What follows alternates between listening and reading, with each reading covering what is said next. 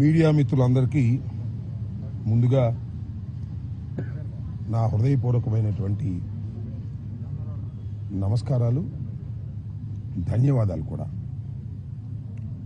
ఎందుకంటే సుమారుగా 20 రోజుల నుంచి జరుగుతున్నటువంటి కార్యక్రమాలను ప్రజలకు అందజేయటంలో సరే కొంతమంది నెగిటివ్గా, కొంతమంది పాజిటివ్గా, కొంతమంది న్యూట్రల్గా అందించారు. ప్రజలు చాలా వరకు వాస్తవాలను అర్థం చేసుకున్నారు. అయితే 1వ తారీఖు రాత్రి 10:20 నిమిషాలకు నల్లపాడు పోలీసులు నన్ను అరెస్ట్ చేసి కోర్టులో ప్రొడ్యూస్ చేసి రిమాండ్కు తరలించి మళ్ళా 18వ తారీఖున నేను ఆనరబుల్ కోర్టు వారి ఆదేశాలతో నేను రిలీజ్ అవటం జరిగింది. ప్రధానంగా ఈ పత్రికా సమావేశాన్ని ఏర్పాటు చేయడానికి గల కారణం ఏమిటంటే మొత్తం వర్షం జరిగిన వాస్తవాలన్నిటినీ కూడా ట్రాన్స్పరెంట్గా నా గొంతుతో రాష్ట్ర ప్రజానీకానికి వినిపించాలనే ఆవేదనతో నేను ఈ మీడియా సమావేశాన్ని ఏర్పాటు చేయడం జరిగింది. ఈ 18 రోజులు నాకు మాట్లాడే అవకాశం లేదు జ్యుడిషియల్ రిమాండ్లో ఉండటం వల్ల. అయినా నా కుటుంబ సభ్యులు, నా కూతుళ్ళు, నా కూతురు సాధ్యమైనంత వరకు ప్రతి విషయాన్ని కూడా ప్రజలకు ఎక్స్ప్లెయిన్ చేసేటటువంటి కార్యక్రమం చేశారు. అయినా ఇంకా కొన్ని విషయాలను ప్రజలకు అర్థమయ్యే విధంగా, మరి ముఖ్యంగా ఈ రాష్ట్రంలో న్యూట్రల్గా ఆలోచించేటటువంటి వ్యక్తులకు, మేధావులకు, ఏ రాజకీయ పార్టీలో ఉన్నా వారందరికీ కూడా సవినయంగా సబ్మిట్ చేసుకుందామనేటువంటి ఉద్దేశంతో నేను రాజమండ్రిలో రిలీజ్ అయిన తర్వాత కొన్ని విషయాలు మాత్రమే మాట్లాడి ఈ సంఘటనా స్థలంలోనే అన్ని విషయాలను మాట్లాడనే ఉద్దేశంతో మొన్న నుంచి ఈ రోజుకి వాయిదా వేసుకున్నాను. ఏం జరిగింది? నేను తెలుగుదేశం పార్టీ వారు ఒక ఫ్లెక్సీ కట్టారు, మీ అందరూ చూశారు. ఆ ఫ్లెక్సీ దగ్గరికి వెళ్ళి ఇలా ఫ్లెక్సీ కట్టడం తప్పు, మంచి సాంప్రదాయం కాదు, ఈ ఫ్లెక్సీని మీరు తీసేయండి, తీసేయకపోతే నేను తీసేస్తాను అని ఫ్లెక్సీ దగ్గరికి వెళ్ళి మీడియా మిత్రులందరినీ పిలిచి చెప్పాను. ఇది చెడు సాంప్రదాయమా? అప్పుడు ఎవరు లేరు. నేను చించేస్తే అడిగేవాడు లేడు. చించటం మంచి సాంప్రదాయం కాదు, రెచ్చగొట్టడం మంచి సాంప్రదాయం కాదు, ఇలా మా మీద మీరు ఫ్లెక్సీలు కట్టడం తప్పు.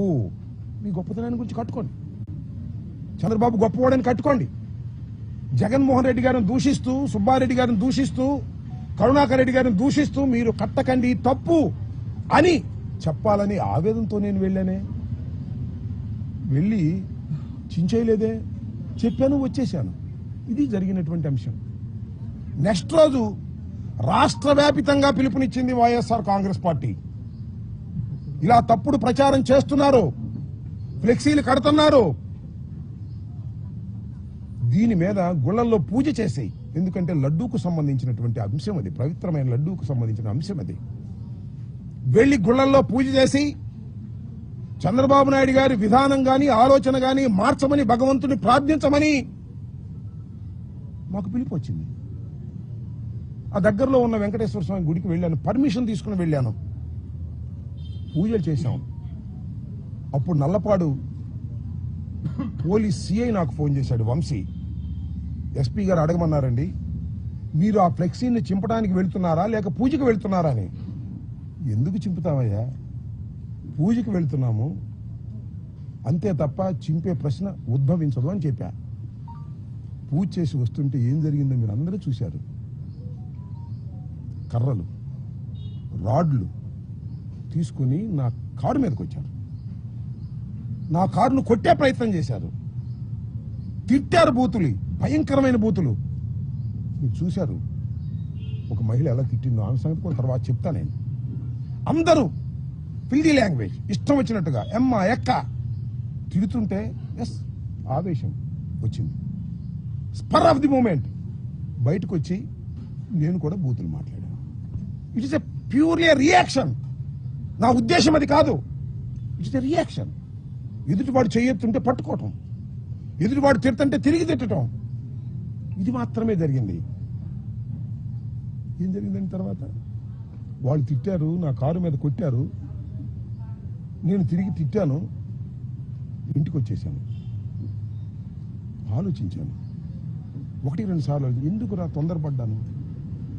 నా అంతరాత్మ ఒప్పుకోలేదు, నా అంతరాత్మ బాధపడింది.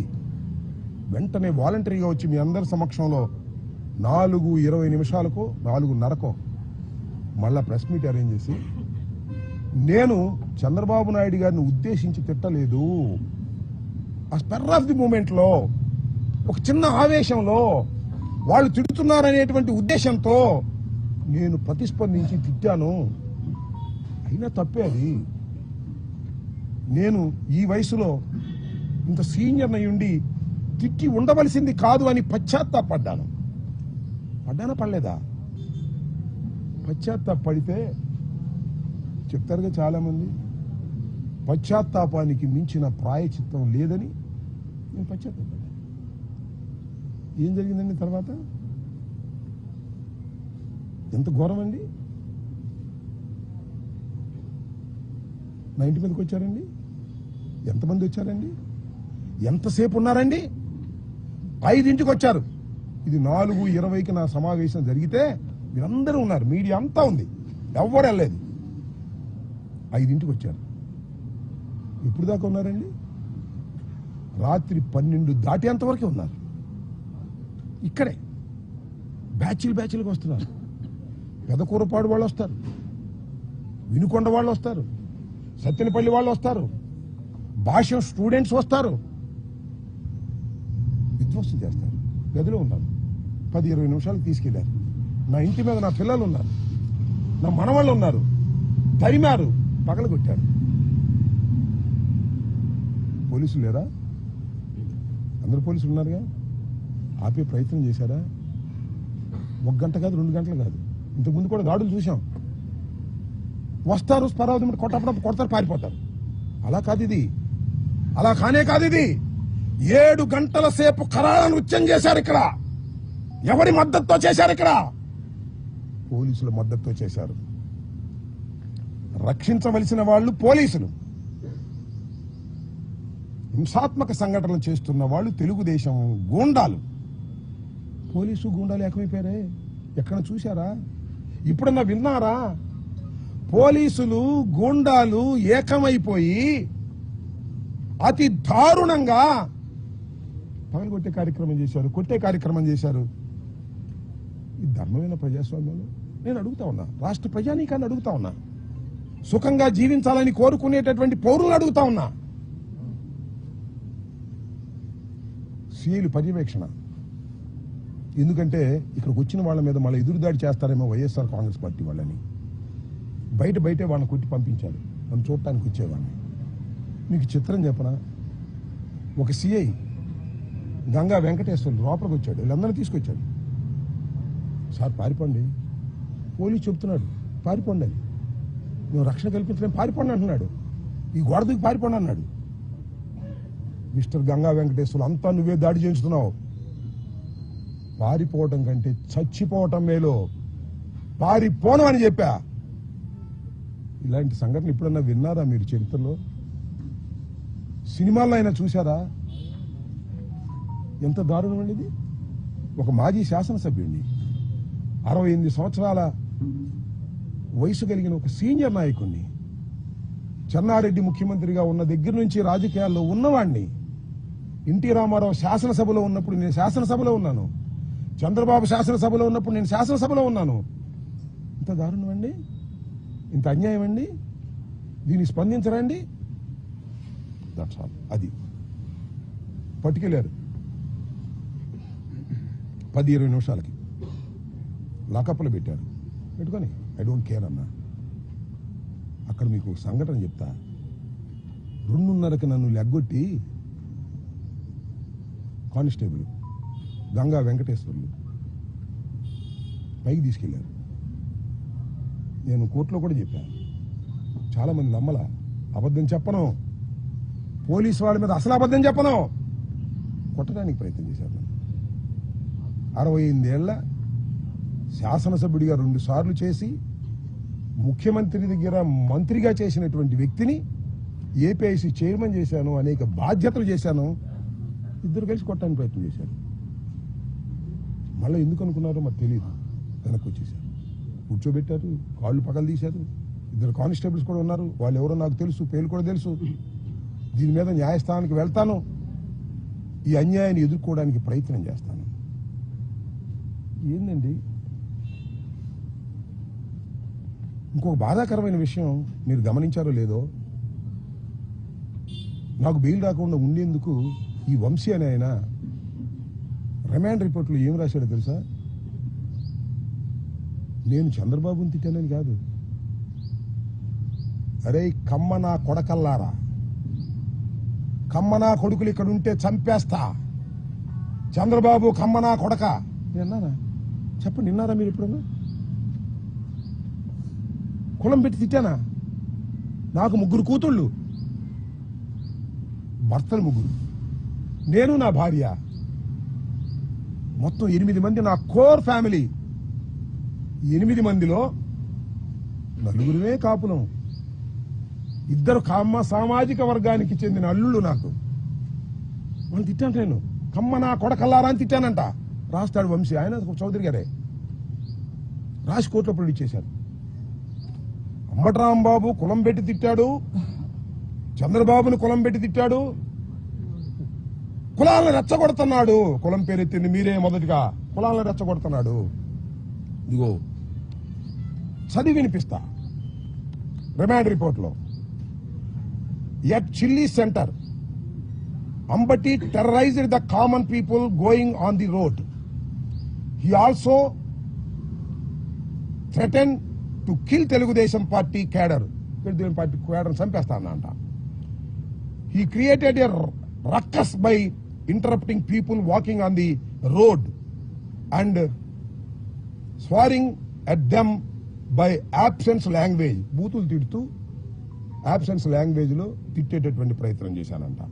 ఫ్యాటరింగ్ that if any belongs to Kamma, ఎవడైనా కమ్మ కులానికి చెందినవాడు ఇక్కడ ఉంటే, abuse in a filthy language, ఒక చండాలమైన భాషలో తిట్టానంట. కమ్మ నా కొడుకులు will be killed if they are here. Kamma నా కొడుకులు ఇక్కడ ఉంటే నేను చంపేస్తా అన్నానంట నేను. On this occasion Ambati Rambabu addressed Chandrababu Naidu, రమ్మను కమ్మ నా కొడుకులని. చంద్రబాబు కమ్మ నా కొడుకు రమ్మన్నానండి. ఇక్కడ నా కొడుకులు ఇక్కడ నా కొడుకులు సరిపోరా, రాయలసీమ నా కొడుకులు కావాలా? లంజా కొడుకులను రమ్మను, చంద్రబాబు గారిని రమ్మను, వాడి మొగుణ్ణి రమ్మను, ఆ లంజా కొడుకును రమ్మను. And insulted Chandrababu Naidu. చంద్రబాబు నాయుడిని ఇన్సల్ట్ చేశాను అంటే దాన్ని రాస్తే కొంత అర్థం ఉంది. కమ్మనా కొడుకుని తిట్టానంట. చంద్రబాబు నాయుడు కూడా కమ్మనా కొడుకుని తిట్టానంట. ఏమని నాకు అర్థం కాలేదు. ఇలా రెచ్చగొట్టారు. ఈ జిల్లాలో ఉన్న కమ్మాసులందరూ ఇలాగ రెచ్చగొట్టారు. ఎందుకు రెచ్చగొట్టారని భావిస్తున్నానంటే తర్వాత నాకు అర్థమైంది చూసిన తర్వాత కోర్టులో. ఎవరండి నా ఇంటి మీదకి వచ్చింది? లెక్కేసుకోండి. గల్లా రామచంద్రరావు చౌదరి గారు, అబ్బూరి మల్లి చౌదరి గారు, రాయపాటి అమృతరావు చౌదరి గారు, కనపర్తి శ్రీనివాసరావు, మాతో పాటు ఉన్నారు కాంగ్రెస్ పార్టీలో రాయపాటి శ్రీనివాస్ గారు పట్టుకుంటారు, ఇసుక బుజ్జి, వందనాదేవి గ్రంథాలయ సంస్థానం, గొనుగుంట్ల కోటేశ్వరరావు. వీళ్ళ నాయకత్వం. నా ఇంటి మీద దాడి జరిగినప్పుడు వీళ్ళ నాయకత్వం. జనం చాలా మంది ఉండదు, చాలా మంది తీసుకొచ్చారు, గంజా బ్యాచ్ వాళ్ళు వీళ్ళు. వీళ్ళందరూ అంటే వీళ్ళందరూ రెచ్చగొట్టారు. రే మనకు అమ్మవాళ్ళు తెరుతున్నాడు రాంబాబు, ఎలాంట్రా వాడు ఇల్లు తగలేంట్రా. ఏంటండి ఈ గౌరవం నాకు అర్థం కాలేదు. చెప్తున్నా నేను, కమ్మ సోదరులను ఆలోచించమని చెప్తున్నా. నేనేమన్నా తిట్టానా? ఎప్పుడైనా, ఇవాళ కాదు, ఎప్పుడైనా కులం పేరు పెట్టి తిట్టానా? అఫ్ కోర్స్ నేను కాపు కావచ్చు, అది వేరే విషయం. ఇప్పుడేం తిట్టాను నేను? తిట్టని అంశాలను తిట్టినట్టుగా పెట్టించి నన్ను 18 మాసాలు జైల్లో 18 రోజులు జైల్లో పెట్టడానికి ఇంత కకృతి పడాలంటే నాకు అర్థం కాలేదు. ఇంకా చాలా కకృతి పడ్డారు. ఏమిటి అన్యాయం అని అడుగుతా ఉన్నా. దాంతోపాటు ఇంకో ఆయన ఉన్నాడు, పెమ్మసాని చంద్రశేఖర్ గారు. ఏమన్నాడు? 24 గంటల్లో సినిమా చూపిస్తానన్నాడు. చూపించావు. 24 గంటల్లో కాదు, సినిమా పెద్ద సినిమా చూపించావు బా. ఎంత సినిమా చూపించావు? 18 రోజులు సినిమా చూపించావు. నా ఇల్లు పగలగొట్టడంలో సినిమా చూపించావు. నా కార్లు ధ్వంసం చేయడంలో సినిమా చూపించావు. నా ఆఫీసు ధ్వంసం చేయడంలో సినిమా చూపించావు. నా భార్య బిడ్డలు ఇంట్లో ఉంటే తరిమి కొట్టే సినిమా చూపించావు. లాకప్లో పడేసే సినిమా చూపించావు. రాజమండ్రి సెంట్రల్ జైల్లో 18 రోజులు ఉండే సినిమా చూపించావు. అవునయ్యా పెమ్మసాని, ఇంత పెద్ద సినిమా తీసావే, బాగా డబ్బున్నాడు కదా. ఎవడు దీనిలో హీరో? ఎవడు దీనిలో హీరో? ఇల్లు తగలేసిన వాడు హీరోనా? జైల్లో ఉన్నవాడు హీరోనా? చెప్పని అడుగుతా ఉన్నా. ఎక్కడో ఉండి మాటలు చేశావే, ఎవరు హీరో? 18 రోజులు జైల్లో ఉన్నవాడు హీరోనా? జైల్లో పెట్టిన వాళ్ళు హీరోనా? ఎవరు హీరో? ఆలోచించుకో. ఇంత పెద్ద సినిమా తీసి మీరు విలన్లు అయ్యారు, అవునా కదా? 18 రోజులు పెట్టడం కాదు, 7-8 గంటల సేపు ఇక్కడ ఉండి కరాల నృత్యం చేశారు పోలీసులతో ఏకమైపోయి. ఎవరు హీరో? ఎవరు దీనిలో విలన్స్? ఎవరు? ప్రజలు గమనిస్తున్నారని కూడా ఈ సందర్భంగా మనవి చేస్తున్నా. అనని మాటలు అన్నానని రాసిన వాడు విలనా? ఏమీ అనుకోకుండా అపవాదు పడేవాడా విలన్? ఎవరు హీరో, ఎవరు విలన్? ఆలోచించుకోమని కూడా ఇవాళ పెమ్మసాని చంద్రశేఖర్ని అడుగుతా ఉన్నా. ఏం తొందర లేదు. అన్నిటికీ మూల్యం చెల్లించవలసిన రోజు ఒకటి వస్తుంది, తప్పనిసరిగా వస్తుంది. భగవంతుడు పైన ఉన్నాడు, ప్రజాస్వామ్యంలో ప్రజలు చూస్తున్నారు. అన్యాయాన్ని అన్యాయం అంటారు. ఆ గొంతు ఇప్పుడు వినిపించకపోవచ్చు, ఇప్పుడు సమయం వచ్చినప్పుడు వినిపిస్తుందని కూడా ఈ సందర్భంగా నేను మనవి చేస్తాను. ఏమంటారండి పవన్ కళ్యాణ్ గారు? ఏమంటాడు? అసహ్యంగా మాట్లాడినందుకే ఈ రాష్ట్రంలో దాడులు జరుగుతున్నాయంట. చిన్న కామెంట్ చేశాడు. ఉప ముఖ్యమంత్రి గారు అసహ్యంగా మాట్లాడినందుకు దాడులు జరుగుతున్నాయి. అసహ్యంగా మాట్లాడితే దాడులు జరుగుతాయా? నాకు తెలియక అడుగుతున్నాను పవన్ కళ్యాణ్ గారు. అసహ్యంగా మాట్లాడితే దాడులు జరుగుతాయా? కేసులు పెట్టరా?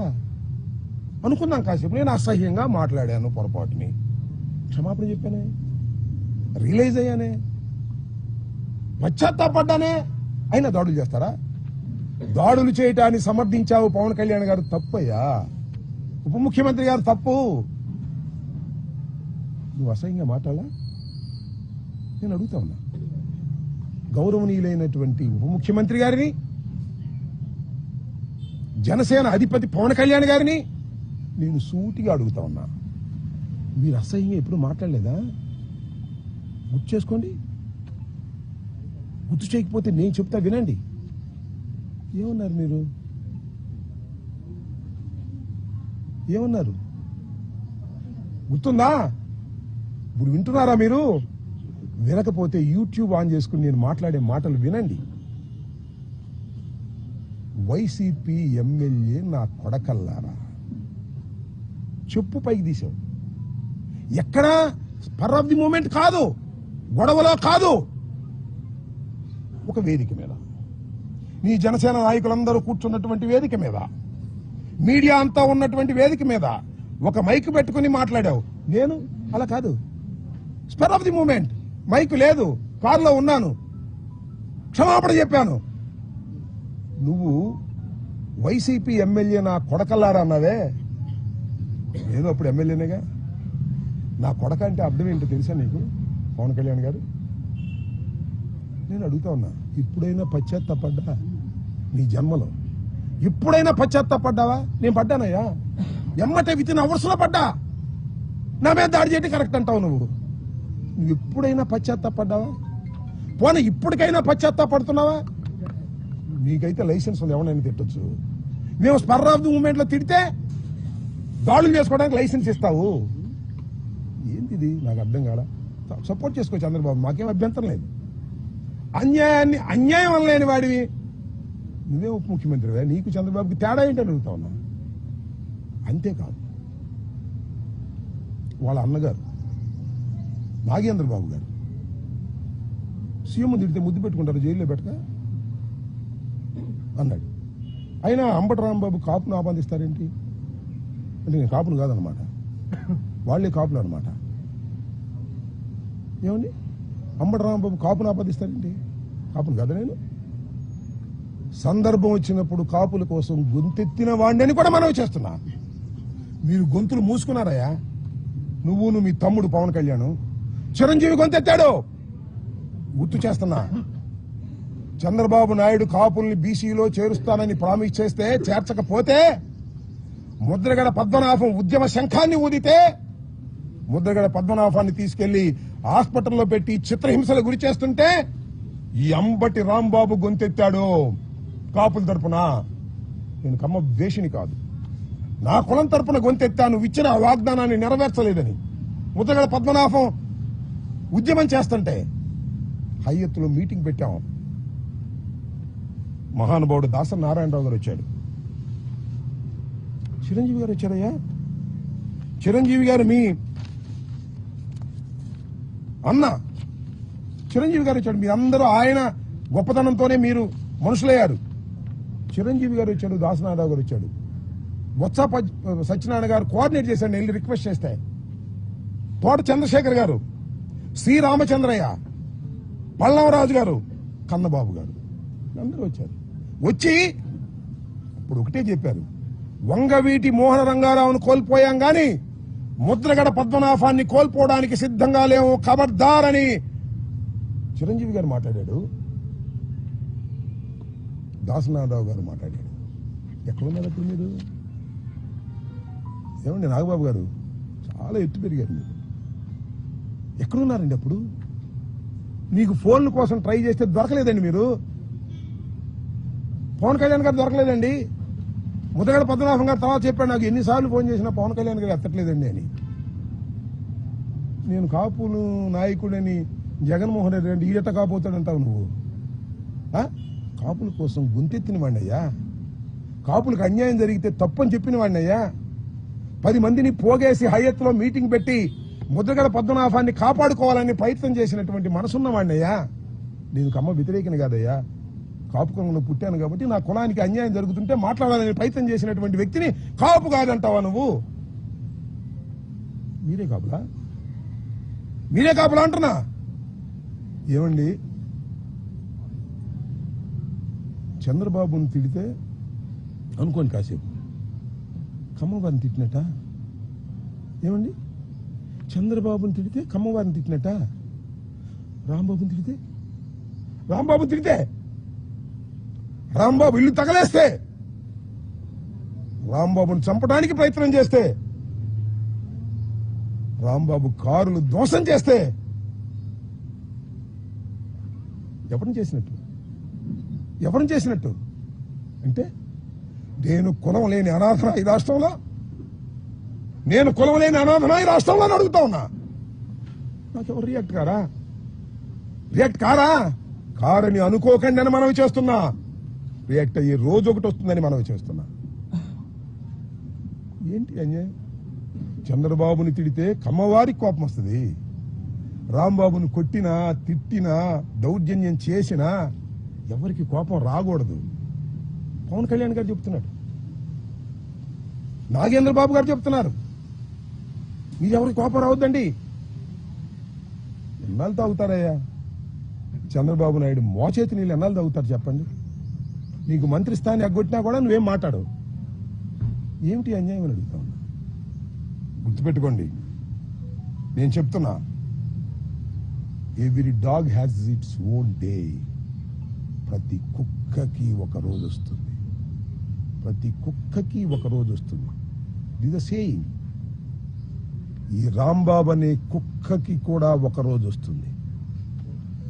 ఈ కులం లేని కుక్కకి కూడా ఒక కులం ఉంది, గుర్తుపెట్టుకోండి. లేదనుకోకండి, మీకే ఉందనుకోకండి. ఈ కులం లేని కుక్కకి కూడా ఒక కులం ఉంది ఈ రాష్ట్రంలో. కులాల ప్రస్తావన చేస్తుంది మీరు, నేను కాదు. గుర్తుపెట్టుకోండి చంద్రబాబు నాయుడు గారు. You monitored everything. ప్రతి క్షణము మీరు మానిటర్ చేశారు. పెమ్మసాని మానిటర్ చేశాడు. ఎస్పీ వచ్చాడు ఇక్కడికి, ఎస్పీని వెళ్ళిపోమన్నారు. సీఎం ఆఫీస్ నుంచి ఎస్పీ వెళ్ళిపోమన్నారు. ఎందుకంటే ఈ తగలేయడానికి సిద్ధంగా ఉన్నారు మా వాళ్ళు, మీరు ఉంటే బాగోదని పంపించారు.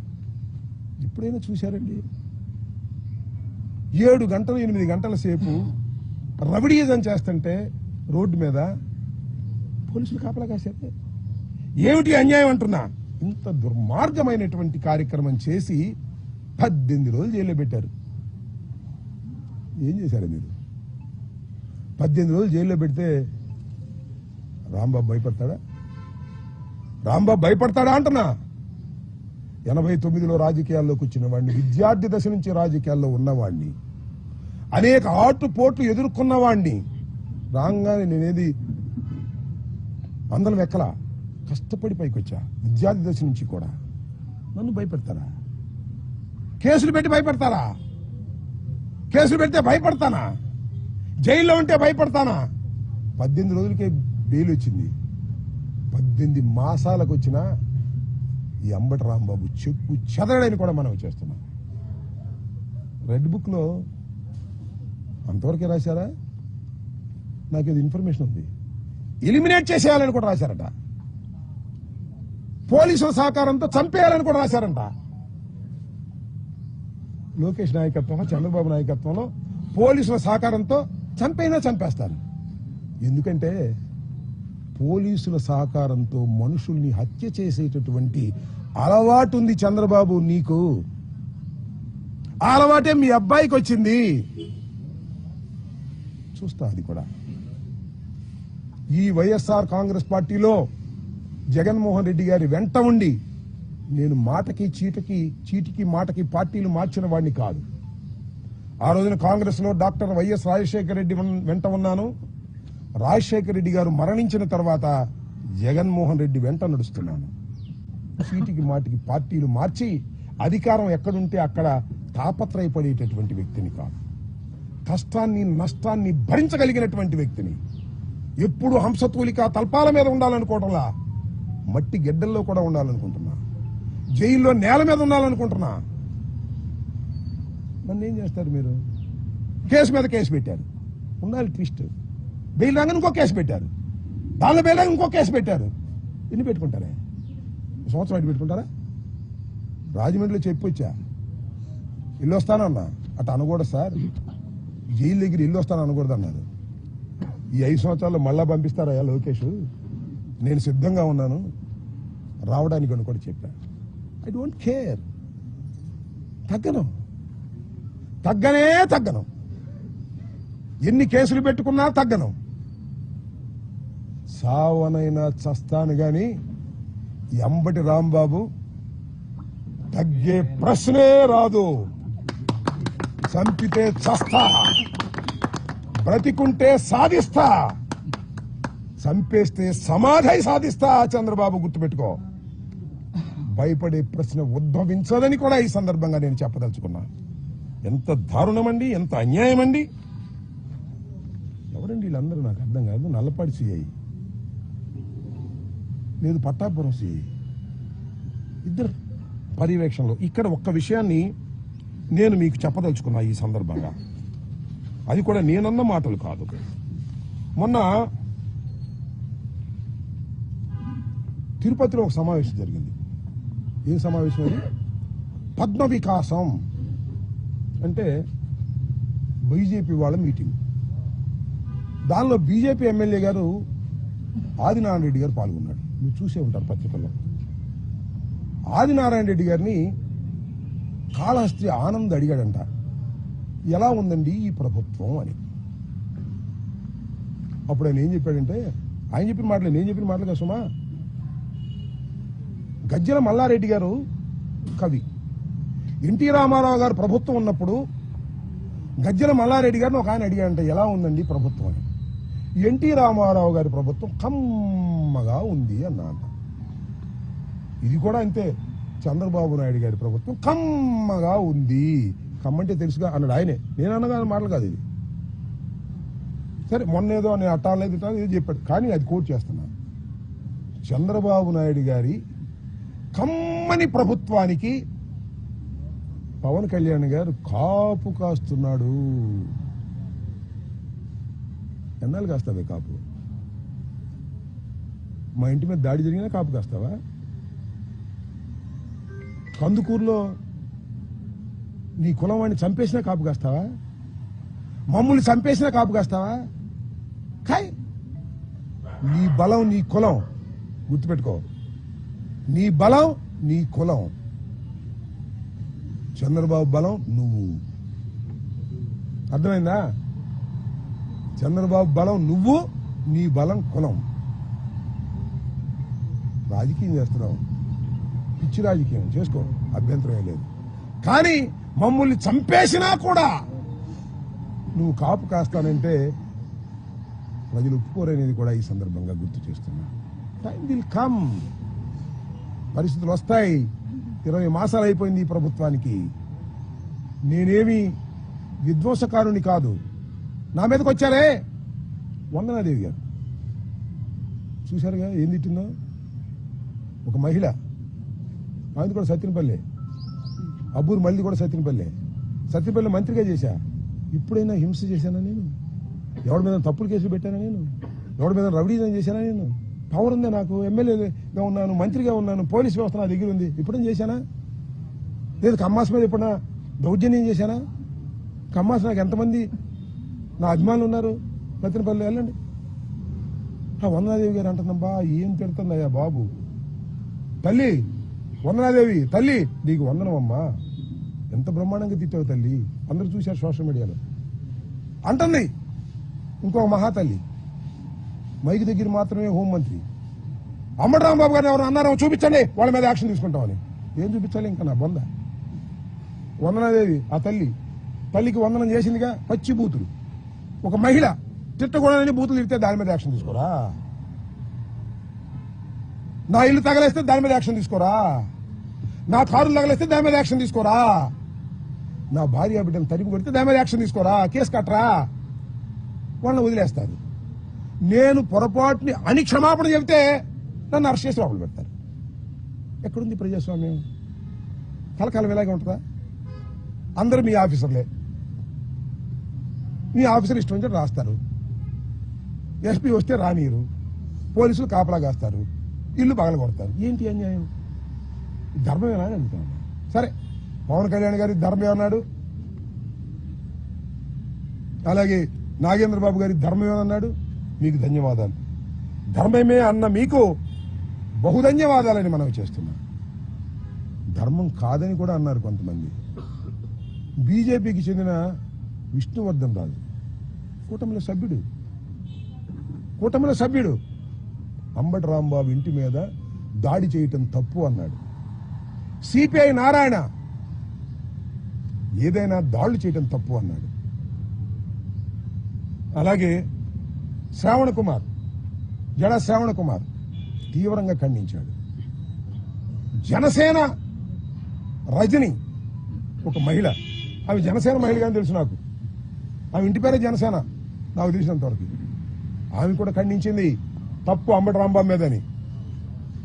కారణం ఊరు చెప్తా దానికి. ఇక్కడే ఎన్టీ రామారావు విగ్రహం దగ్గర, అప్పుడు ఎన్టీ రామారావు విగ్రహం లేదు, వంగవీటి మోహన్ రంగా విగ్రహాన్ని పెడుతుంటే మా ప్రభుత్వంలో అబ్జెక్ట్ చేశారు ఆఫీసర్స్. అందరూ నా దగ్గరికి వచ్చారు. అందరూ వంగవీటి మోహన్ రంగా అభిమానులు అంటే కాపులు వచ్చి, సార్ ఈ బొమ్మ ఇక్కడ పెట్టించాలి సార్, మీ ప్రభుత్వంలో కలెక్టర్ ఒప్పుకోవట్లేదు, ఎస్పీ ఒప్పుకోవట్లేదు, కమిషనర్ ఒప్పుకోవట్లేదు అంటే, అబ్బాయి మీరు అందరూ వచ్చారు కదా, మీలో జనసేన వాళ్ళు ఎంతమంది అని అడిగారు, వైసీపీ వాళ్ళు ఎంతమంది అడిగారు. మొహమాటం లేకుండా చెప్పండి, చేతులు పైకెత్తండి అన్నారు. ఆ వచ్చిన 50 మందిలో వైసీపీ వాళ్ళు ఎవరంటే నలుగురే. జనసేన వాళ్ళు ఎంతమంది ఎత్తారు తెలుసా? 40 మంది పైన ఎత్తారు. చెప్పే అప్పుడు నేను, మీరు జనసేన అయినా వంగవీటి మోహన్ రంగారావు గారి మరణం తర్వాత తొలిసారిగా శాసనసభకు వెళ్ళినటువంటి అంబటి రాంబాబుకి ఆయన అంటే గౌరవం ఉంది. మెజారిటీ జనసేన ఉన్నా సరే అక్కడ బొమ్మ ప్రతిష్ఠించే బాధ్యత నాదని చెప్పా. కలెక్టర్ని కన్వెన్స్ చేశా, కమిషనర్ని కన్వెన్స్ చేశా, ఎస్పీని కన్వెన్స్ చేశా, బొమ్మ ప్రతిష్ఠింపజేశా. ఆ రోజున నన్ను పిలిచారు.